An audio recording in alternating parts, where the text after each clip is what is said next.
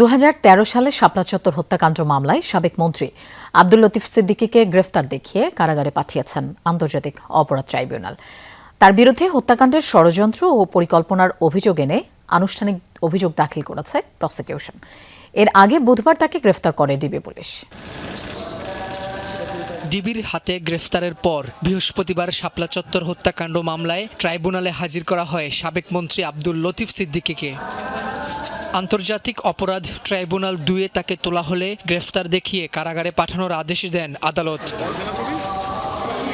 পরে প্রসিকিউশন জানান, শাপলা চত্বরে হেফাজতে ইসলামীর মহাসমাবেশে হত্যাকাণ্ড চালাতে আওয়ামী লীগের দলীয় বৈঠকে উপস্থিত ছিলেন লতিফ সিদ্দিকী।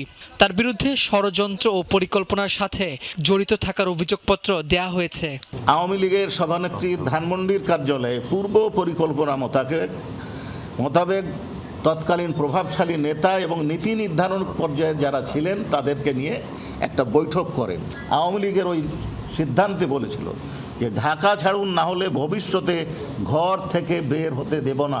তারই ফলশ্রুতিতে পরবর্তী 3টে বাহিনীর সমন্বয়ে ব্ল্যাক আউট করে এই নিরীহ নিরস্ত্র ছাত্র জনতার, মাদ্রাসা ছাত্র, তার সাথে দেশের যে আপামর জনতার একাংশ যোগ দিয়েছিল তাদেরকে গুলি করা হয়েছিল।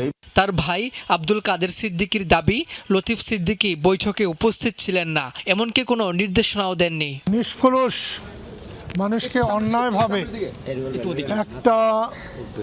একটা উদ্দেশ্য নিয়ে আসামি করা, এর শুধু প্রতিবাদ জানাতে এসেছি। বুধবার সন্ধ্যায় গুলশানের নিজ বাসা থেকে আব্দুল লতিফ সিদ্দিকীকে গ্রেফতার করে ডিবি পুলিশ।